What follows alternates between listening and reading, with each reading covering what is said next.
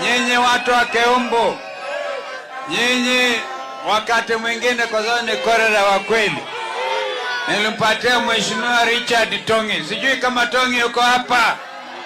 Yule Mheshimiwa Tongi ni rafiki yangu, hata wazazi wake walikuwa rafiki zangu, lakini naona hapa mumezindiwa na Muhindi ambaye aliingia kwa chama Wiper.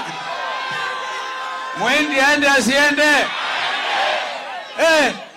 Kwa hivyo mimi nimekuwa na mwenendo huo. Tumekuja kumsindikiza ndugu huyu Fred Matiang'i, na tumekuja tuombe mruhusa mtupatie Fred Matiang'i tuende naye Kenya tuunde serikali mpya.